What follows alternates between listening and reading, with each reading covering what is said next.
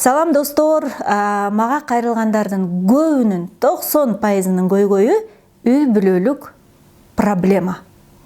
Күйөөм мындай деп атат, аялым тигиндей деп атат. Кыскасы, жалаң үй бүлөлүк түйшүк, быт, мамиле айтор адамдардын бир жашоосу ушу үй бүлө менен эле бир туңгуюкка кирип калгандай да.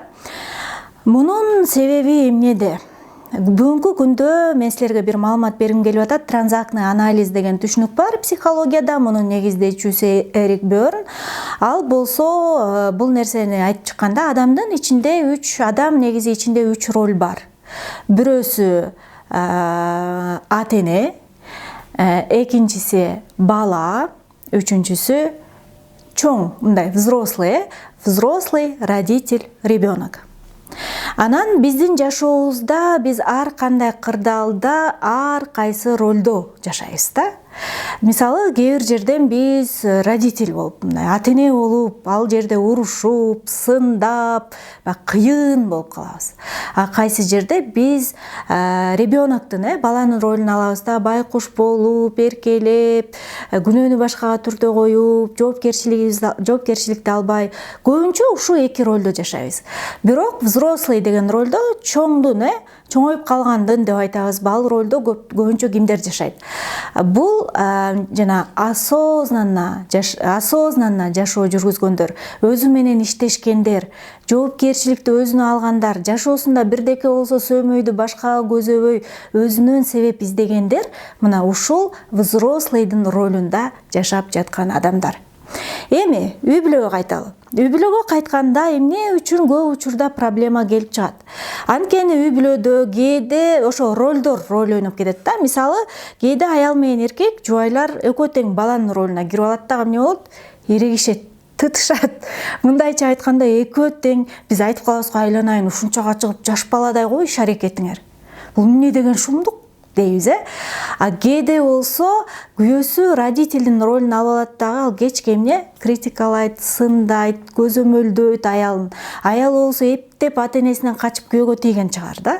Ушул үй бүлөдөн кетсем болот эле, тажатышты деп. Анан турмушка чыкса, баягы сүйүп күйүп тийген жигит эле бир маалда родитель болуп калды да. Анан эмне болот? Разочарование. Мен күйөөгө тийсем деле ушул турбайбы? Эки эсе контроль, эки эсе критика дейт да. Же болбосо кээ бир үй бүлөдө тескерисинче, баягы аялы апанын ролун алып алат. А вроде эркек мындай аялга үйлөнгүсү келген да.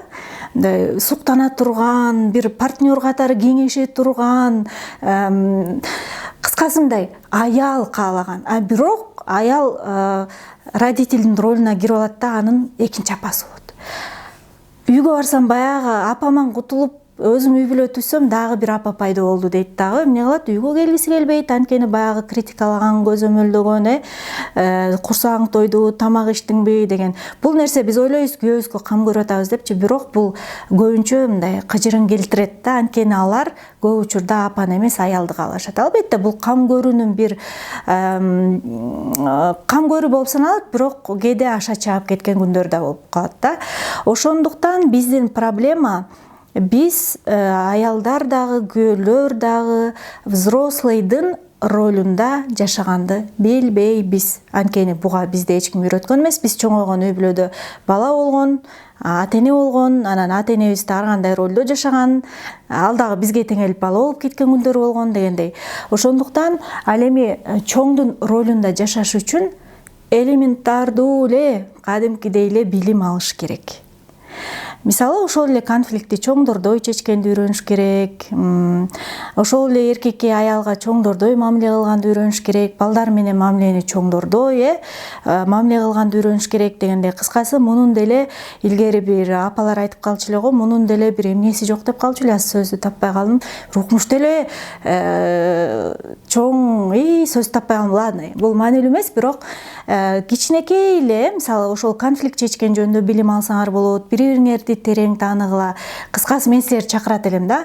Родительдин эмес, ребеноктун эмес, взрослыйдын ролунда жашаганды үйрөнгүлө.